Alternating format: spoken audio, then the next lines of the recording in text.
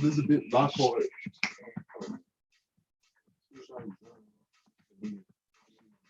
Yes, she wants to. She's trying to join the Zoom? Yeah.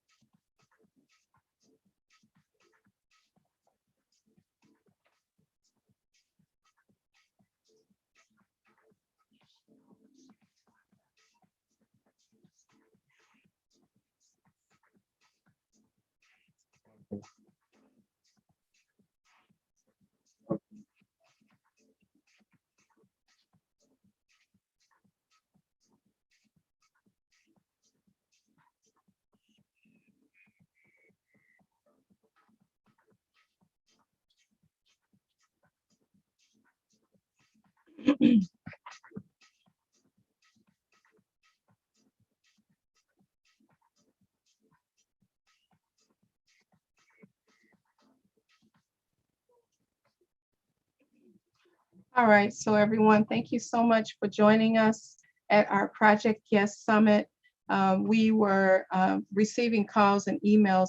Some of our participants were having a hard time getting in. Thank you so much for joining us at our Project Yes Summit. But we're looking to have a successful event. Somehow I hear like a reverb. I'm trying to. Okay, there we go. I think I've taken care of that. So just a sec.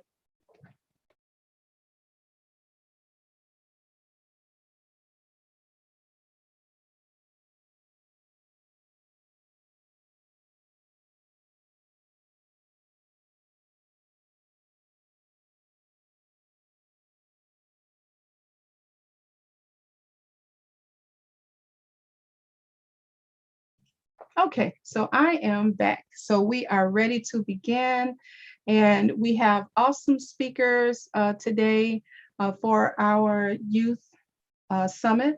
And I want to go ahead and introduce them to you, our panelists, and then have them come on, show their faces, and then they can share a little more.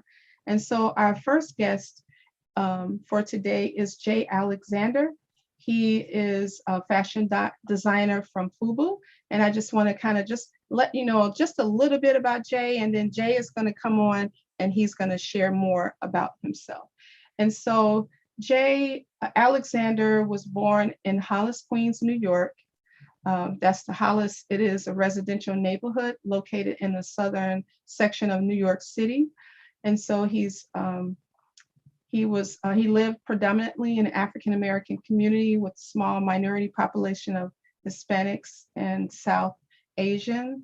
And so for those who are not familiar with the location of Hollis, it's kind of like sandwiched between Jamaica to the west and Queens to the east. And so Jay Alexander, as we call him, developed a desire for fashion at a young age. And in those days, young people in New York defined their urban culture through fashion. So not only did he develop a knack for looking great, but he pursued this fashion as an entrepreneur.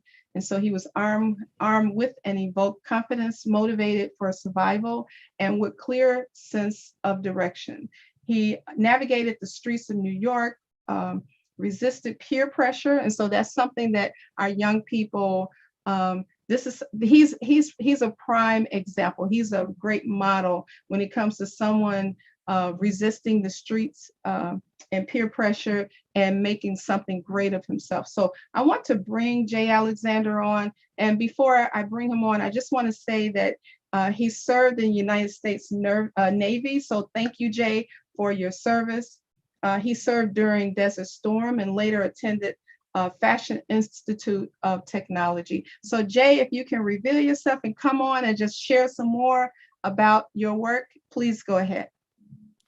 Hey everybody, I'm not sure who's there. I don't have, just want to thank you for having me. She mentioned me and said a lot, but to sum it all up, I was a type of guy who had a vision to do something, and I stuck to that vision, and I kept going with throughout all of the trials and tribulations and all the things that would stop me to actually get to the point of where I wanted to get to. And I say that to say that a lot of people, a lot of youth think that today or tomorrow isn't promised. But I always tell them that, if you keep that attitude and you keep thinking that it's not going to, I guess whatever you're trying to do is not going to work, then eventually it's not going to work, because you're not really focused and pushing yourself to drive through the difficulties and drive through the trials that get you past that. And once you get past that, you succeed. And I say that to say, FUBU, with my 3 other partners, we've been in business almost 30 years. Actually, within next year will be 30 years. So you can, a lot of people say you can do it, but you can only do it if you work for it, and you work around it, and you work and you work and you work. So I'm going to stop it there, because she already told you that I'm one of the founders of FUBU. My name is Jay Alexander Martin, and I'm going to give the mic up for the next person. Okay, thank you, Jay. And so now I'm going to introduce to you our next speaker, who is Bernie. And Bernie, he is the creator of Katu. And I want to share just a little bit about Bernie and allow him to come on and speak as well. And so Bernie Martin is a Haitian American fashion designer and co-founder of Katu, an internationally recognized line of men's and women's professional wear. Started in 2005 in Indianapolis, Indiana. Someone had mentioned that my video is not showing, so I need to let you guys see who I am. And so I'll pin myself so that you can see who I am. I'm the executive director of the Austin Chamber of Commerce. We are located in Chicago, Illinois. And if you want to find out more information about the chamber, you can find us at ChicagoAustinChamber.com, and it's ChicagoAustinChamber.com. And I will kind of reveal my face when Bernie comes back on. And so I'm going to finish reading his bio. And so in 2005, his lifelong dream came to fruition. And so as a young person, Bernie, he realized that his true passion had always been fashion, and made the move to New York, where he attended the Fashion Institute of Technology. And so he's the creator, seeing a need for fashion expansion and exposure in the Midwest, Martin also established Midwest Fashion Week in 2006, which was recognized as the leading fashion week in the Midwest by Time Magazine in 2012. This platform not only allowed him to showcase his design, but also work countless works, I'm sorry, bear with me. So that sound will live in infamy in this presentation. So this platform not only allowed him to showcase his designs, but the works of countless others, up-and-coming designers, stylists, models, and photographers who wouldn't otherwise have the opportunity. And so over the years, Martin has shown this collection on runways all over the world, including Paris, New York, Hong Kong, Dubai, Kuwait, and Munich. I guess he'll correct me if I'm wrong, has been worn by countless international celebrities and featured on a variety of acclaimed media outlets. So welcome, Bernie. Please reveal yourself so that everyone can see you, and please do share. Hi, thank you everyone for coming in and just on this platform with me. Jay, it's been a minute. Great seeing you, man. Wait, I gotta unmute for that. Hey, Bernie, how you been, man? Yeah. I'm not sure if you all know, but I grew up in Brooklyn, New York, so close enough to Queens, not quite there, But I say that because when you're looking at the history of brands and fashion, man, Jay right there is a living icon to me as well. In terms of like what pioneered, man, when we were growing up in Brooklyn, that. I mean, it was you guys. I remember when the first football commercial came out. LL wearing your stuff. I mean, it like high school. We went crazy, you know.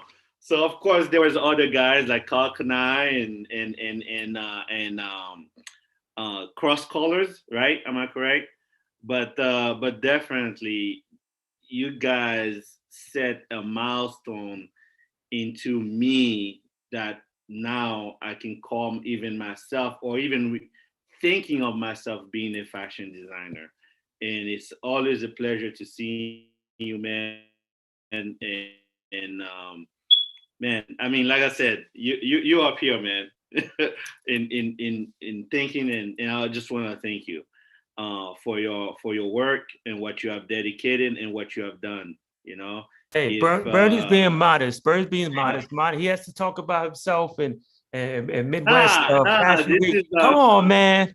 no, I understand, but listen, the way I look at fashion in my book, it's a trail that's always on rolling. You know what I'm saying? It takes one to make one. Does that make sense? Fashion is it's like a deck of cards that's keep on stacking. And honestly, it was people like you that gave me the aspiration to even consider doing Midwest Fashion Week in the Midwest, because prior to that, yes, there was Chicago Fashion Week in Chicago, but think of the name, Chicago, you know. Um, so therefore, it did not include all the other regional cities. And I remember when I was at FIT, one of my very good friend, I believe he was working for Sean John at the time, is like, why would you want to call it Indianapolis Fashion Week? Why are you limiting yourself? Why don't you bring the whole region together? So that's what I'm talking about. It's like it's that deck of card. That's what I'm saying. You guys have been built up. Yeah. Unfortunately, it's not on the mainstream media to realize what you have accomplished in terms of like where those decks of card has stacked up. But definitely, what you have given us is fulfillment to where I am today, and I'm still building my deck of card, you know, and it's still work in progress. Yes.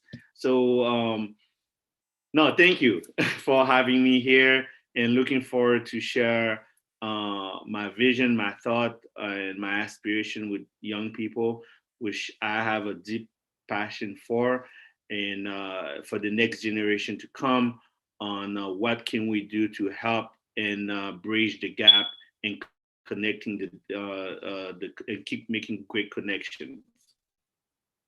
Sorry, I didn't mean to stay long. No, you have the floor. We thank you so much, Bernie, for sharing your wisdom, because it is your wisdom. We thank Jay Alexander for sharing his wisdom. And now we're going to bring another person on. Her name is, we call her Star. Her full name is Starshina Anderson. And we would like to bring her on, but I want to share a little bit about Starshina, if you just give me a moment. So Starshina, she has a Bachelor's of Arts in Event Management fashion merchandising and education from Western Illinois University. And she's a professional print and a runway model, and a runway coach. And so she's also backstage coordinator from New York Fashion Week. So she worked along with Bernie. Yay, yay. And she's a producer, director, and runway coordinator of Chicago Fashion Week. That was from 2017 to 2018, and assistant stylist for Couture Midwest Fashion Week in Paris. Now, if you heard what I mentioned about Star has a number of careers there, right there. And fashion really goes, there's like a long list of different type of directions that you can go to when it comes to fashion. And so when we get into this a little bit later on, Bernie, J. Alexander, and Star are going to kind of like share some of those careers or industries with you. And so she's experienced in fashion industry, both on and off the runway. Star is a creative, intelligent, and outgoing woman of God. She has had much experience and growth in the fashion industry. And in 2010, Star became a founding member of Picture Perfect modeling troupe at her alma mater, and that's Western Illinois University. She began to work to perfect her craft, and study the skill set that she profoundly desired. And so, Star, if you can reveal yourself and allow us to see you, I want to kind of pin you up here so you can talk. And please go ahead and share your heart's desire. Well, hello. Thank you for having me again, Ms. Tina Augustus. It's a blessing just for you to actually reach out to me and allow me to speak, being that I am from the city of Chicago and the Austin neighborhood. There would be no me without people like Bernie Martin and Jay Alexander. Like Bernie was saying earlier, it's all about leaving the foundation for the people that's to come in the fashion industry. So my biggest thing is I remain teachable. My eyes and my ears are open always in the fashion industry, and I'm always willing to learn what the next wave and the new thing is in the fashion industry. Yes, I did start off professionally modeling for about 2 or 3 years in shows, but after that, I became hungry and I wanted more, and that's when I began to learn the craft behind the scenes and produce my own fashion shows. And that's when I'm like, okay, I need more. And that's when I ran into Bernie, and he began to teach me the stylist side of fashion in the industry. And I just tell everybody that's listening today, just keep your eyes and your ears open and never think you've made it. Always remain teachable and humble in every situation. That's all. Great, thank you so much, Star. And I tell you, it's really amazing how when you look and you think about 6 degrees of separation, and it's just so interesting how we've all connected in different arenas. And as interesting as it may sound, Star is my next door neighbor. And then it's just how she ended up working with Bernie, and then Bernie being connected and working with Jay. And just look, Jay is a trailblazer. So that's what I would say about him. Jay Alexander is definitely a trailblazer, and it is truly an honor that we were connected through divine providence through this. And so what I want to do, if you can drop your questions in the chat. I kind of like put something in there asking everyone to just sign in. You should have access to the chat, and please drop your questions in for us. And so I want to go back to Jay, and if you could kind of like set the stage up as far as what a person can do to get started in the fashion industry. If you can share that with us, please. I'm going to give you the short answer. And to me, the short answer is the best answer. And when someone asks me, in general, like, oh, well, what can I do to start into or get into a business? The first thing I'm gonna say or tell them is start.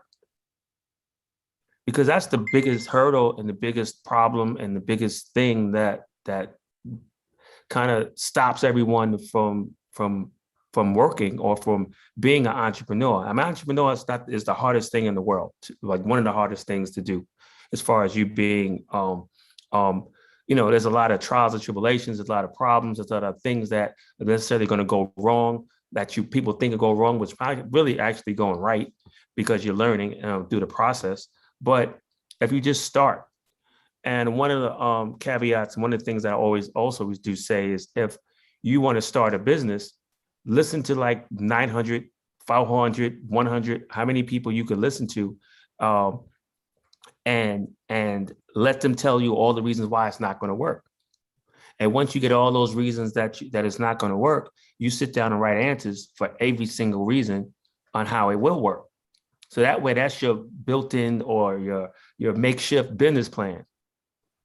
And then you go out and then you start your business. Now you start your business. Now you build a business off a hobby, which is the best businesses because it's something that you love to do. And regardless if you make money, you're going to be happy doing it. So you have a natural ability to do it. And that's why I always suggest that people find out something that they love to do or find out things that they like to do more so than anything else. And you turn that and you turn that into money. Because a hobby builds from a hobby, then it builds from, then it starts a business when you actually file, either you're going to make it an LLC, you're going to make it a A Corp, C Corp, or the like, or, and then after that, you start, creating your business. So I'm gonna stop it there and let somebody else kind of jump in.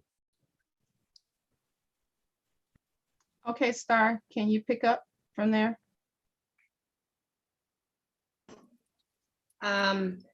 As far as any advice I can give someone about how to start a business or in the fashion industry, like Jay said, you have to start. Ain't nothing to it but to do it. Like if you don't do it, you just gonna keep beating up yourself about reasons why you never even took a chance to do it. Learn from your mistakes and just figure out what actually drives you every day. What actually is your passion. And once you figure out that, then it's not work anymore. It becomes fun and actually intriguing to you and your mental, and it actually gives you a reason why. Find your reason why. That's what I would say.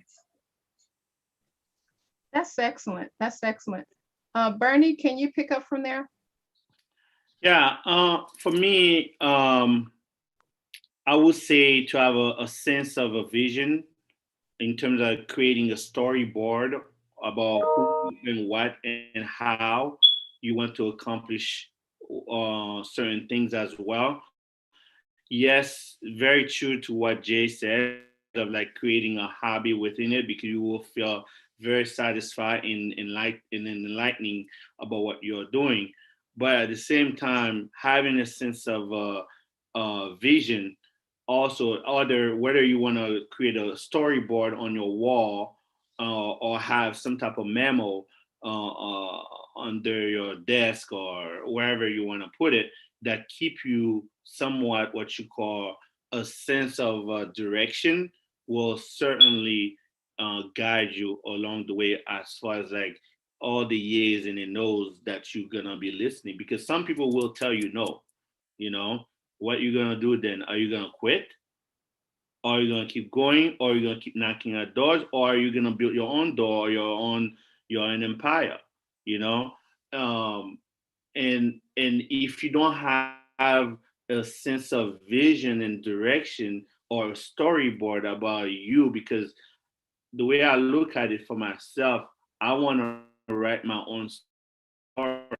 I don't want people especially that don't know me, to tell my storyline, as far as like how they achieve this, I want to do it my own way. When you're looking at the history of hip hop in Brooklyn, or wherever else it is, where it is now, for me, I look at it, it's a storyline, And if you are not contributing to your own sense of story, then guess what? Somebody else will.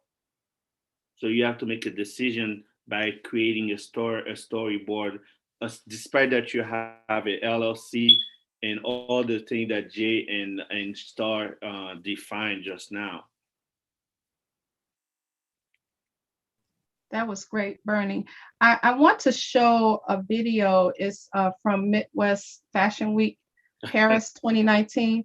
And Jay, I want you to set this up for us before I hit play. So I want to make sure that everyone in our audience will have an opportunity to hear it, not only see it, but they can hear it. Can you set this up for us? And then I'll hit play. Can you all see this, Bernie?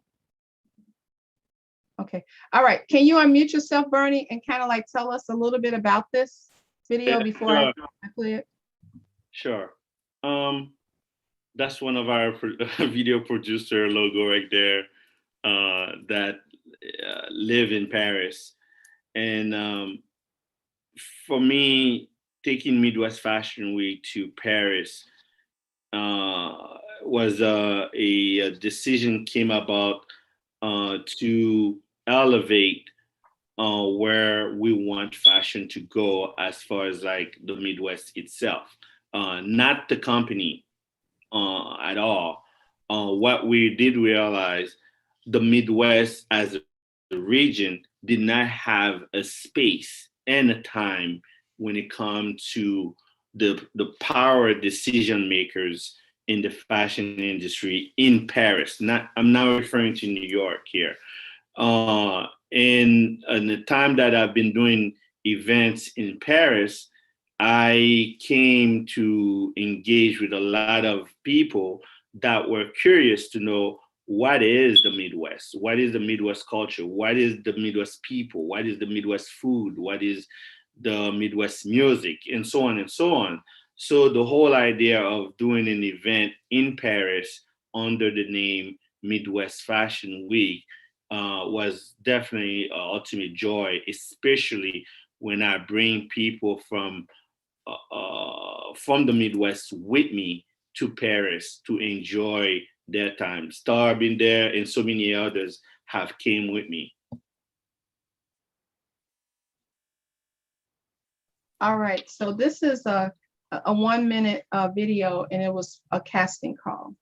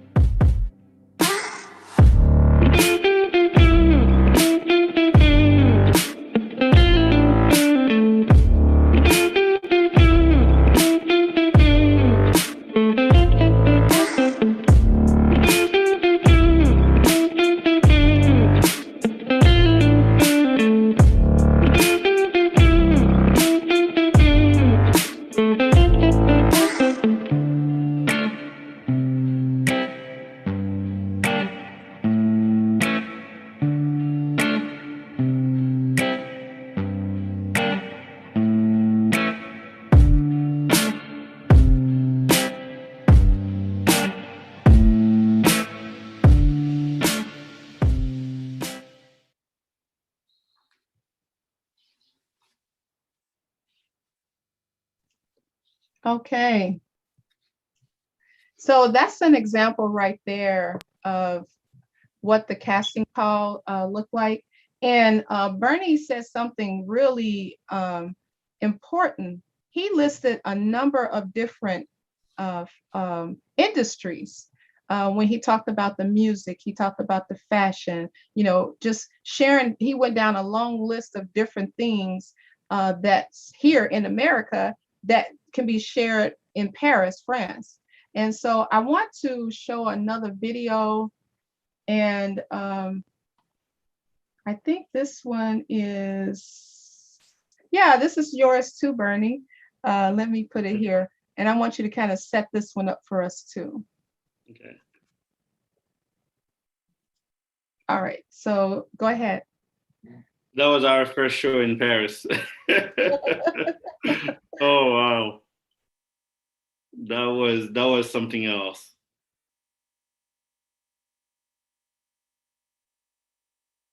What year And was this one, Bernie? 2016, March of 2016 for Paris Fashion Week. It was at the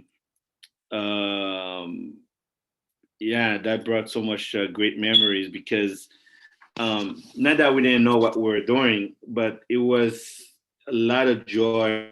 I think there were so many celebrities in town, and the whole idea of Midwest did not make any sense for anyone. You know, of course, everybody knows New York.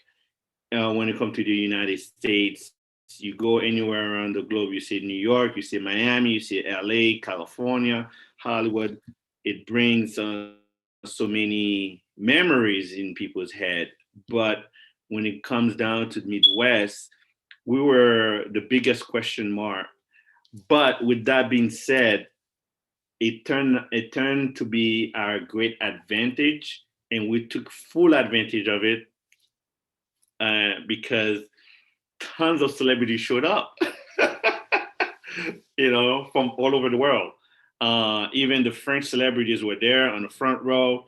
Um, there was no country, fashion TV was there. It was great publicity, and we loved it. That really set the stone for us. And I would say this: if it wasn't for the word Midwest in there, more likely I probably would have not gotten that much publicity. It turns great, and that's when once again you have to think about your vision when you're putting something together. How you gonna name things? Where is it coming from? How do you feel about it? Ask people around. As Jay said earlier, talk to as many people as possible to get feedback, to get a sense of values. Not that you want them to discourage you, but understand the meaning of yes and no's. What do they mean and things like that. So, yeah, that word is definitely play a great deal for us.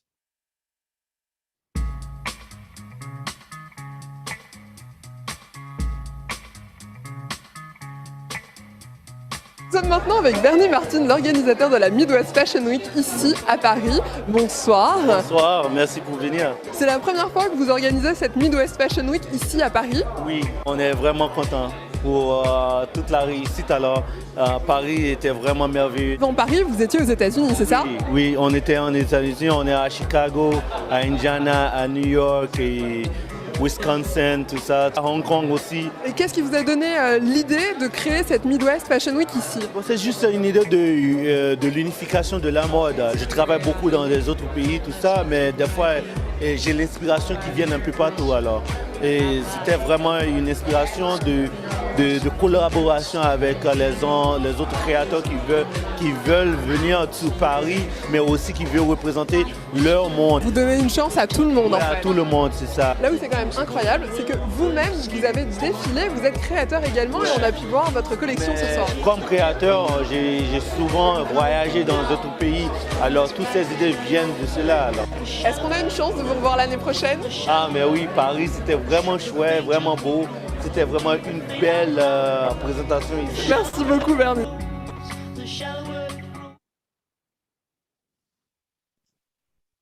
All right, so we're gonna have. I must say, half of those models that were on stage, non-French speaking people.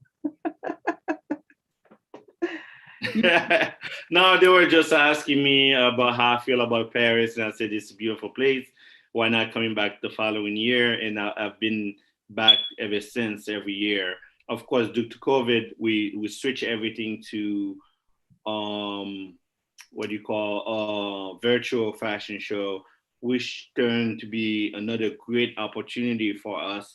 It really shaped what is going on right now in our company as well. But definitely the Paris is, what can you say?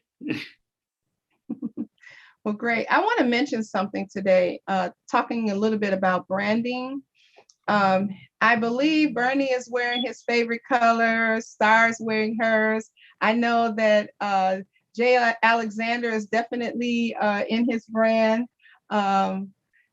I'm wearing the colors of the chamber. Normally, when you see me in my Zoom meetings, I have my company Elevate Services colors on. So that's something also important too when you're looking to start your business. Branding is not just about the colors and your logo, but it's also about the message. And if you were listening today to all the speakers, they were talking about sharing their message. And so their message is definitely part of the brand. When Bernie mentioned even with Midwest, if that was not part of his brand, of what he was bringing to Paris, people wouldn't have even given him, not saying the time of day, but they would not have even given him the amount of attention that he received. And that's and so I want you, Jay, to kind of like talk about that when it came to your company. What was your message? How were you able to attract the audience that you had? Because, you know, for example, Puffy Comb, he was one of the greatest promoters of your brand.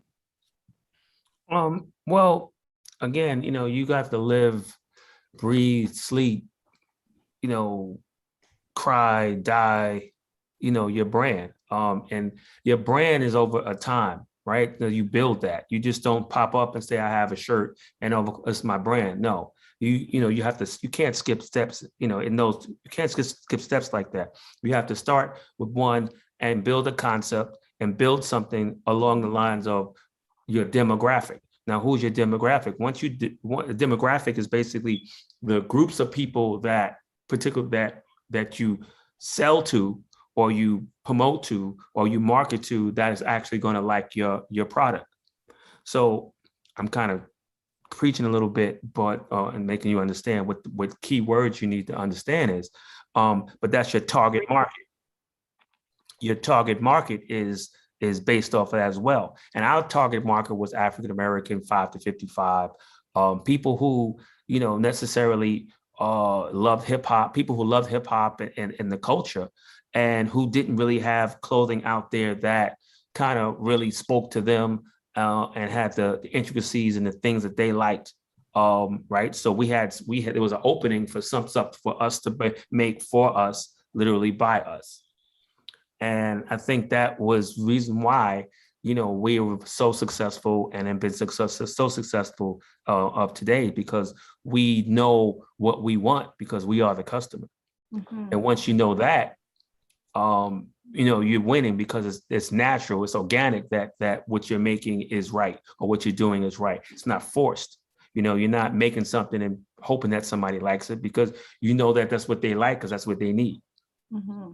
That's right. You're looking at the needs and you're finding the answer, providing the answer to the needs. Can you talk about the other brands that FUBU is working with right now? Well, you know, we own a few other brands along the lines of Kappa. We've had Kappa. We've had something called Married to the Mob. We've had Bootsy's line. We still have Coogi as a brand. And I mean, the list goes on and on and on of the brands that we pretty much work with. But when we say work with, we mean we owned them and we distributed them. Mm-hmm. So that's what we would do when, you know, business is great, you know, for a certain amount of time. And after a while, you know, there's other things, the market changes and things switches. So what you do is you go out and you get other brands to come in and work with you, not only work with you, but just you buy and you help distribute. And that way you still stay, you know, afloat until your brand comes around. You know, brands have life cycles. They go up and they go down. So as one is going down, you go get something else and you rebuild it. And now I guess, you know, FUBU is now at a point where it's actually going back up again, which is great. You know, it's what I started with and I love it. We also have other things that we do, like, you know, FUBU Radio, you know, Forest Buyers Television. We have a hotel division that we're doing / real estate. So, you know, we always take our brand name and license it out to other different, to different things. I mean, we have home goods that's coming.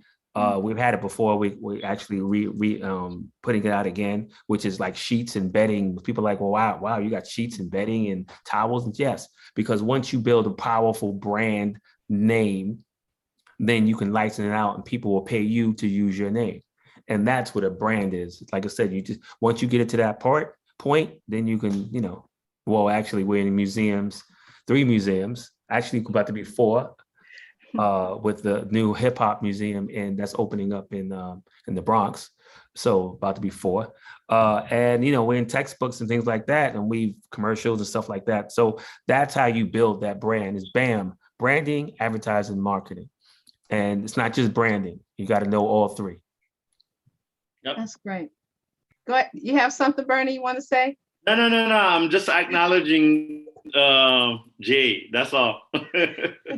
This is so amazing. The Austin Chamber has collaborated with a couple of groups here in Austin, and we're preparing to work on just accessing the richness and the history of this community on the West Side. And so everyone be on the lookout because we're going to be talking to you about this. It's a wonderful project for the Chamber to be able to work on, and a lot of great things are going to come out of that. And you just, Jay, when you were talking about just how you have taken your brand and now it's in the home, it's like a household name. Sheets are you know, with your brand, and you're in hotels, and you're in, and people are reaching out to use your name. And even the Bible talks about how it talks about the name. What is it, better than rubies? And so your name is great. And so you really want to be careful and handle your name with care. And this is for the young people. You want to handle your name with care, because once you get out there and you grow big, you know, people are going to be looking at you either as a role model, or they're going to try to pull things out of your closet. So you want to make sure that your closet is constantly swept and clean, because your name means a lot.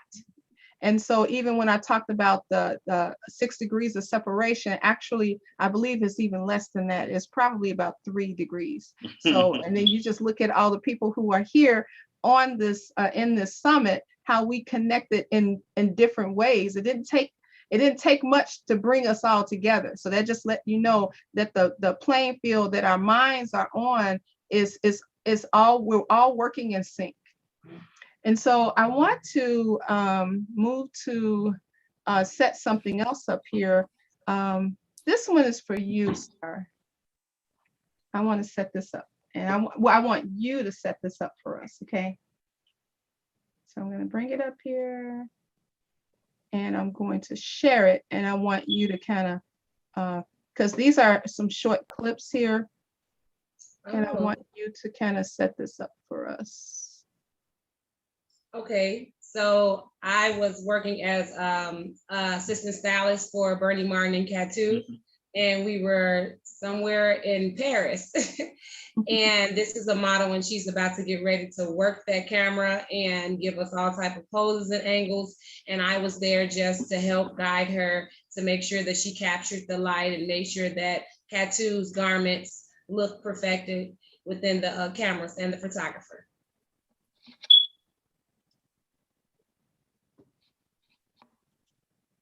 Okay, let's see. I'm sorry, I have to start this over because we don't hear anything. Can you all hear this? She's out in the street. I'm gonna do this again. Uh-huh.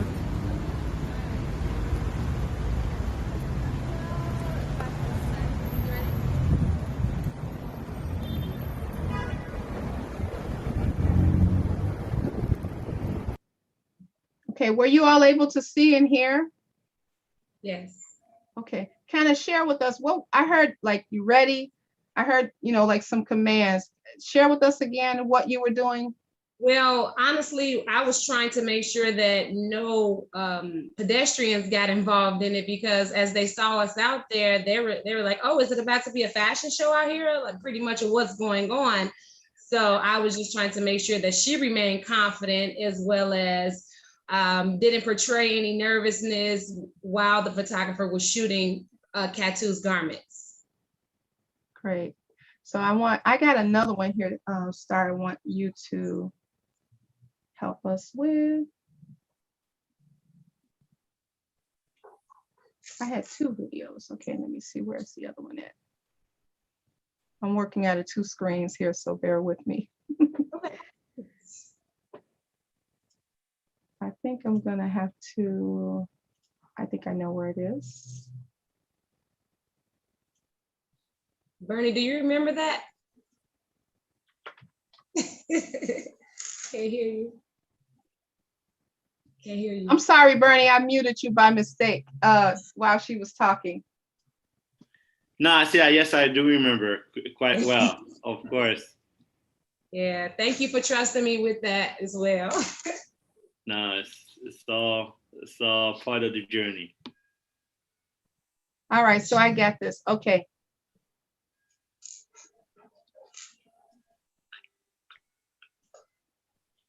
All right, can you see that, Star? Can you Yes, set that up for us, please? this is Paris Fashion Week. Yeah, this is Paris Fashion Week, and this was my first time there. Bernie trusted me to be the assistant stylist backstage, and being that I used to be a professional model, I was on pins and needles. I was so nervous, but Bernie trusted me with this, and I believe we executed it, and I can't wait till the next show. Great, great.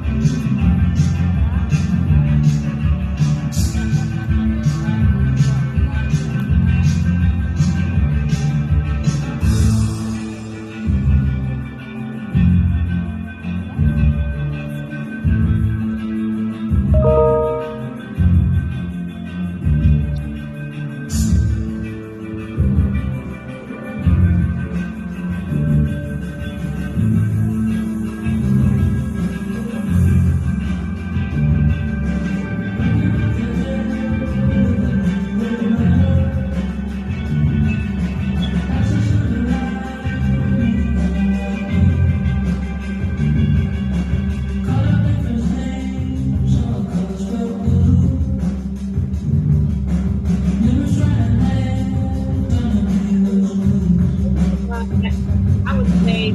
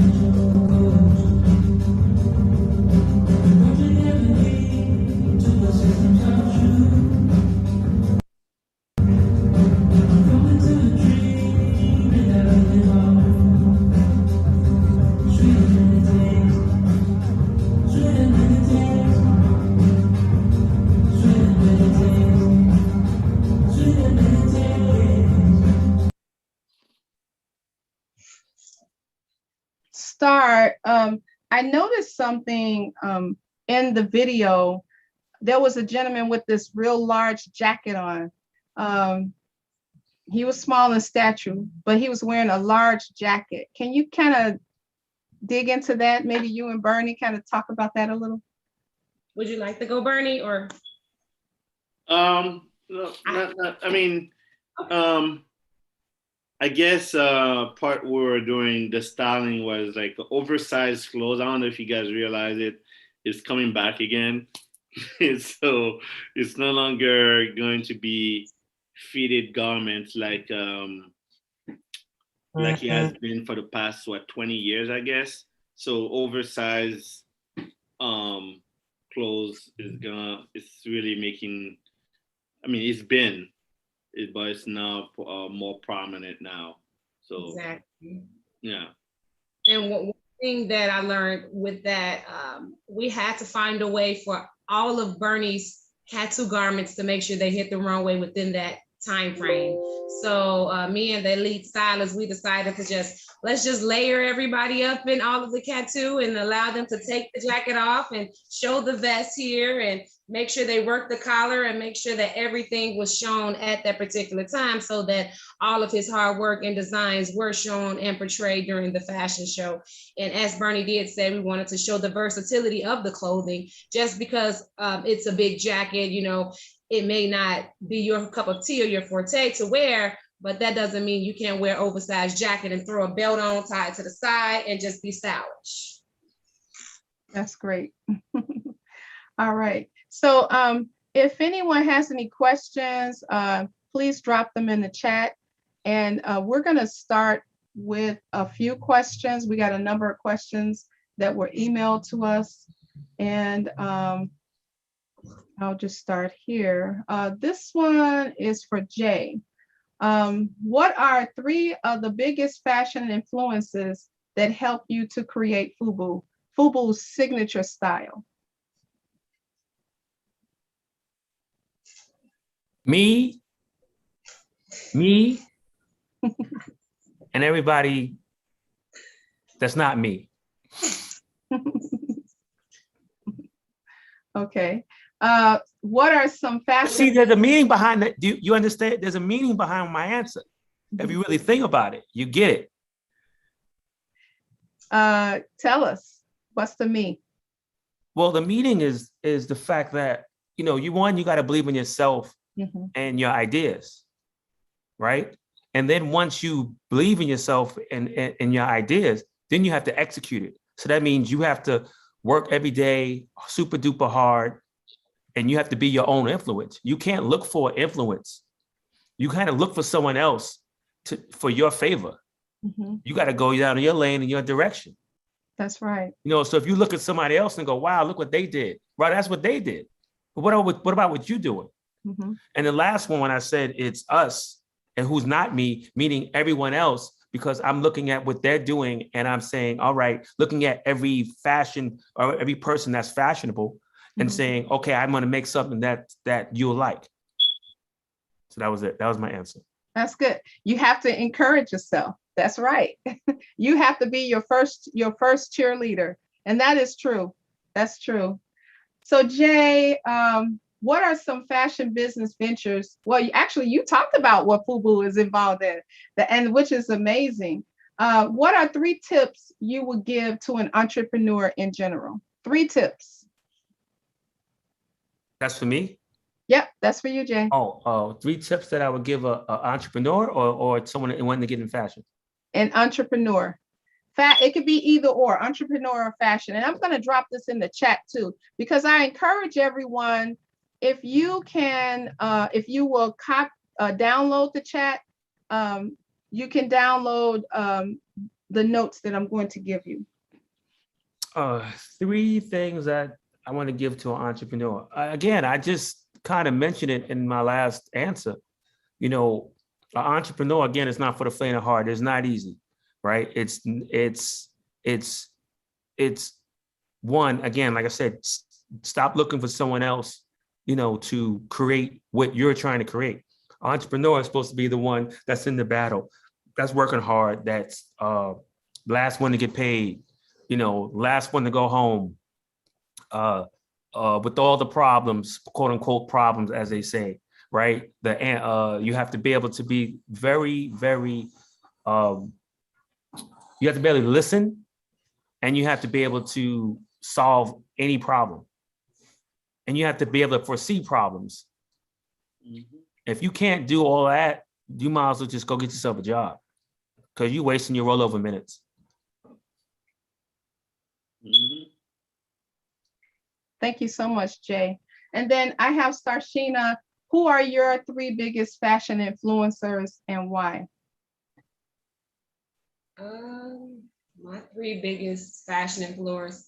I'm gonna take it personal from me in my life. Of course, Tyra. Ever since I was little, she's part of the reason why Tyra Banks was part of the reason why I even thought about becoming a model. So she's at the top of my list. My aunt, she used to be a professional fashion model for Ebony and Jet magazine back in the early 90s.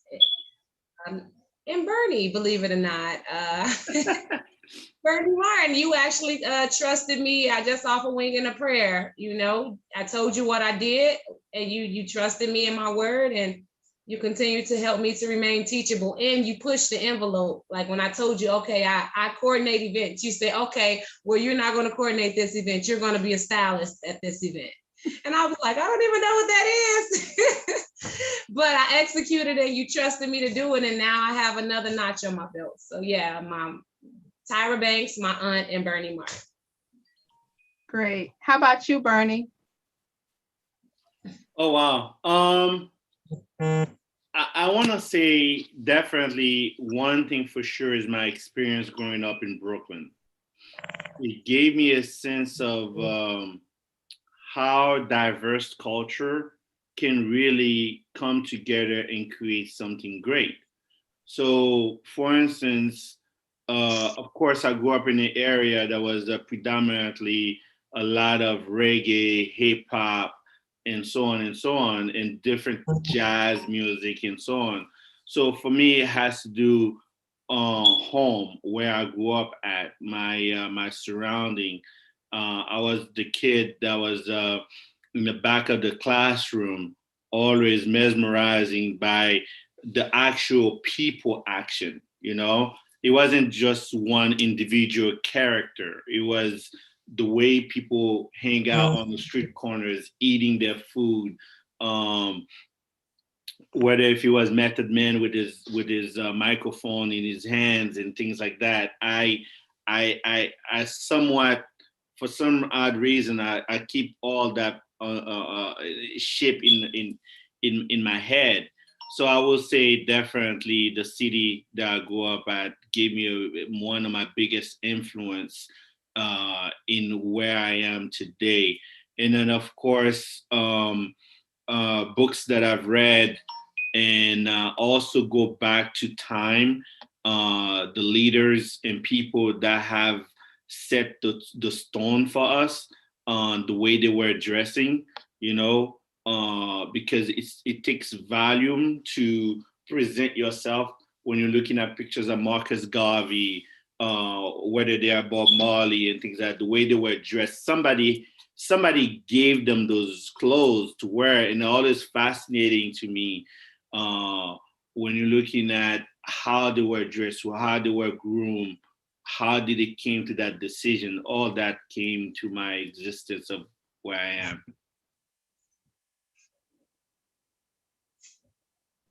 That's a lot. And I tried to capture what you all was saying.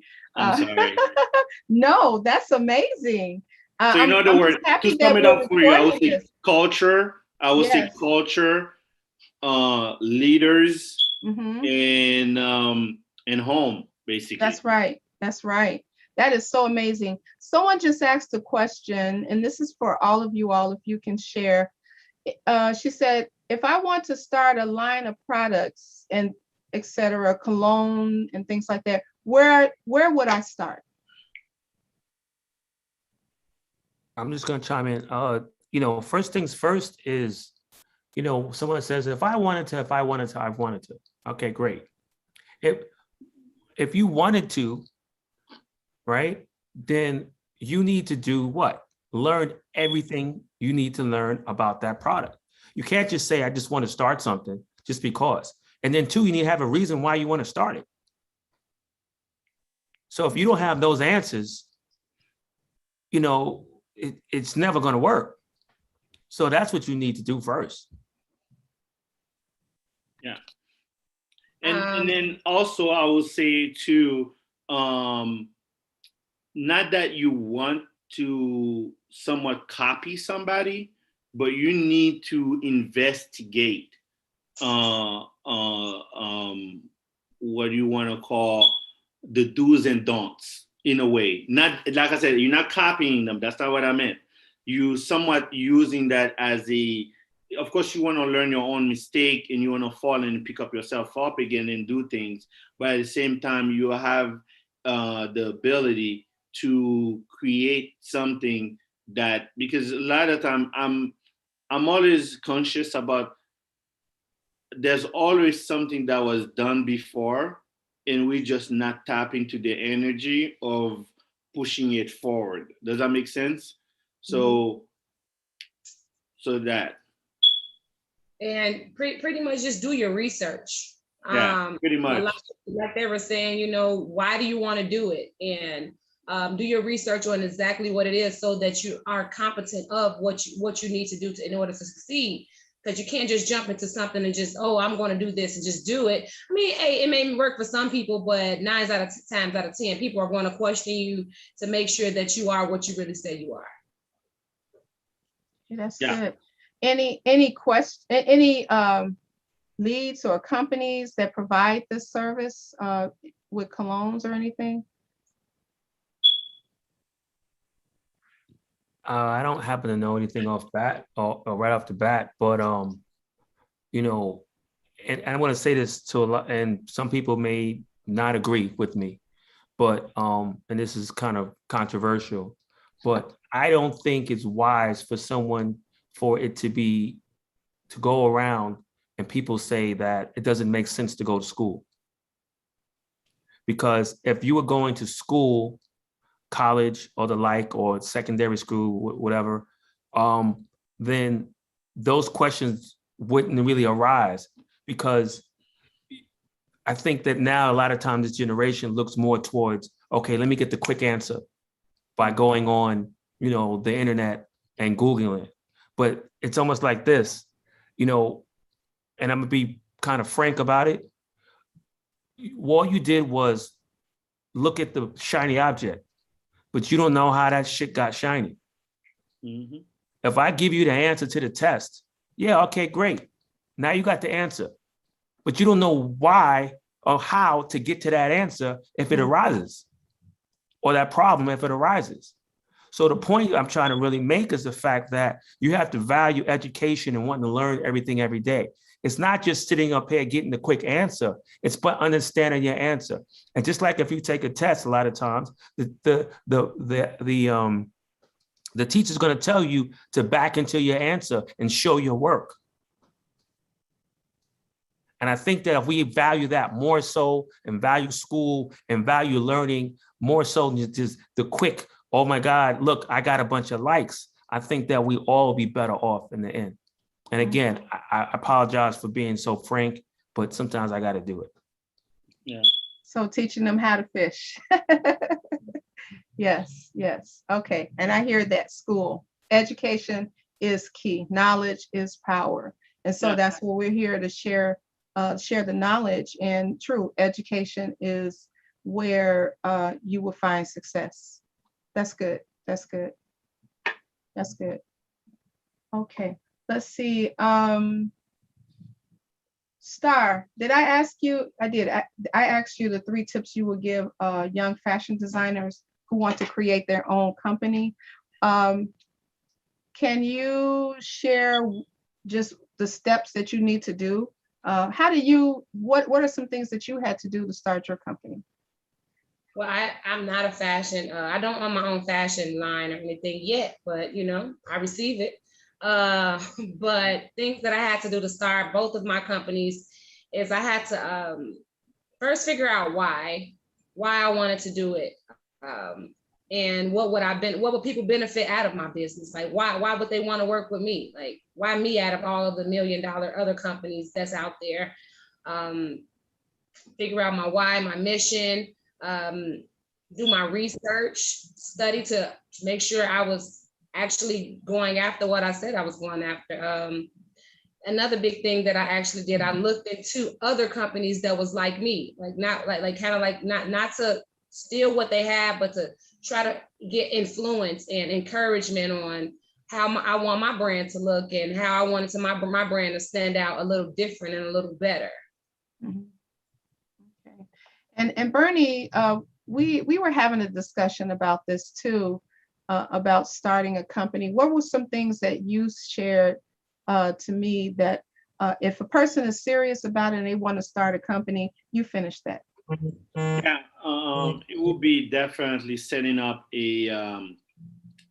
I mean, it could be any corporation name, but I'm just gonna say LLC. Then everybody would have a more understanding to register your company, and then also to own the trademark of the name of the company, because so often you have great ideas, that came from certain neighborhoods, certain communities, and so on.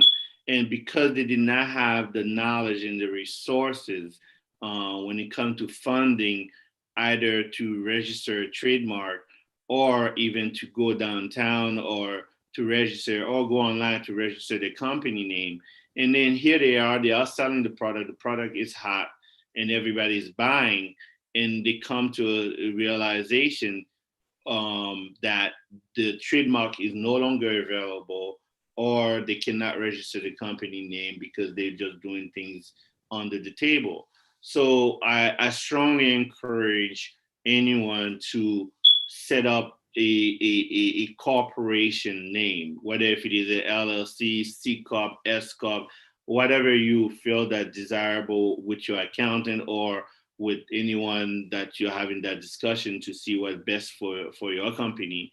And then definitely you can do a cheap man trademark, which is basically in the city that you live in, or you can just flat out do the US trademark office. So those will definitely help protect in some sense. But go ahead, Jay. Can I jump in?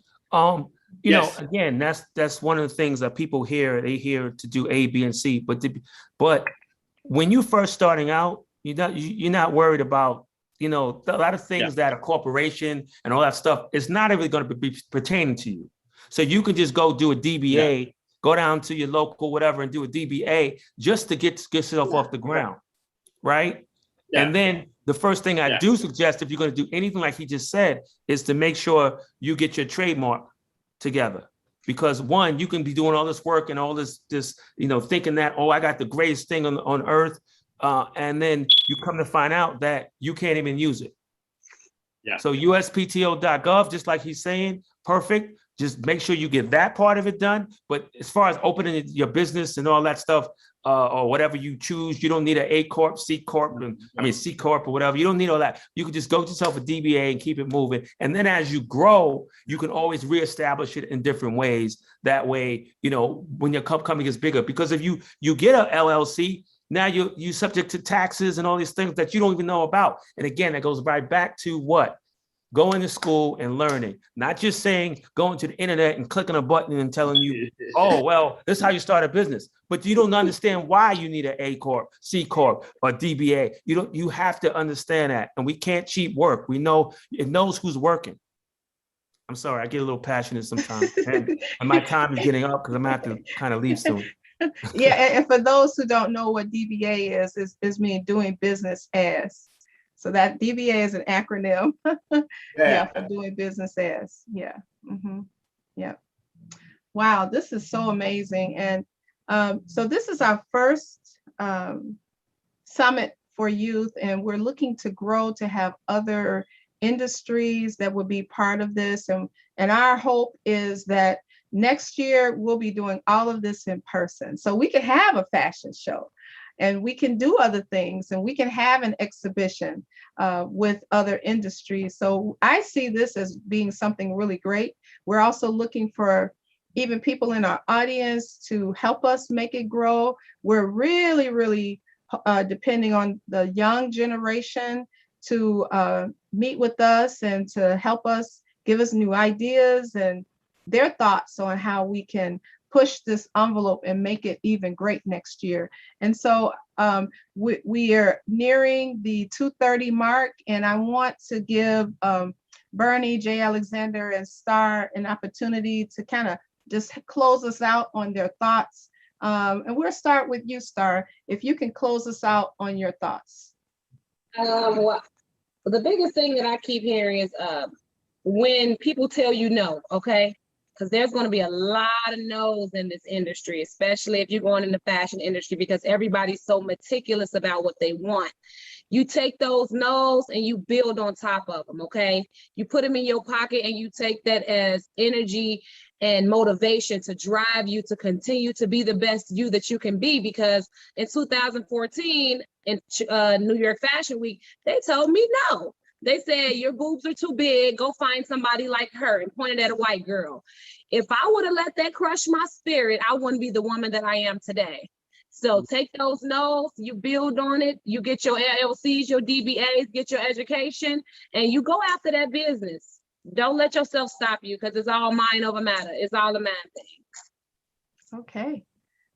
Jay, you want to go ahead, take a stab at it too? Take a stab at it. I'm just joking. No, but go ahead and share your closing thoughts with everyone. My closing thoughts is all of my thoughts that I've just kind of try to throw out. One, it's about passion. And again, if you really trying and really want to do this, be an entrepreneur. Again, you can't skip steps. You got to work, and everything is not going to be gravy, and it's not going to be beautiful. It's not going to always work, right? I think that you should take what I say and what a lot of people say as a grain of salt and sprinkle into your life. Why do I say that? Is because a lot of people have different viewpoints. But again, your viewpoint counts more than anything, because it's your direction. And you have to move in your own direction, and with all your failures, quote unquote, as people call it, failures, which are not really failures to me, and just keep moving in a positive direction and keep going. And it's like I said, it's never going to work, the first time, and sometimes it may not work the second time, and sometimes it might make the fifth and sixth and seventh, eighth time, but eventually it will work if you just keep going at it. Because as soon as you stop, what did you waste all that time for? So just keep going. But what will, some people will always ask too, well, if I'm gonna keep going, well, how do I know it's working? If you made $1, I'll leave it at that. There you go. That's great. Okay, Bernie. My closing thought will be, instead of looking for outside forces to encouraging the wills that you have in your main brain that say to you, hey, let me do this, let me do that. You should teach yourself on how you can trust your instinct a lot further, that can somewhat give you guidance on the direction and shape of where you want to go. So many times, as Jay and Star mentioned earlier too, yes, there will be outside forces that's going to tell you no, that's going to say this and that and things like that. But learning on how to trust your instinct, your personal journey, and how to encourage yourself as well too, to embody who you want to become in that future. Whether if it is to do something like Jay is doing, or whether what Star is doing, or even Oprah, or wherever else that might be, but you're gonna have to find yourself the embodiment of who you are as a person. And that could be, that answer usually is right there under your nose. It's not in some foreign land, or in some things that you probably think that you need to happen. Usually it's right there under your fingers or your nails, whatever the people say. And for me, that's what I found. and I kept going with it because I used to look very far, and I realized all the answers were right here in me. That's amazing. That what you all shared today is true wisdom.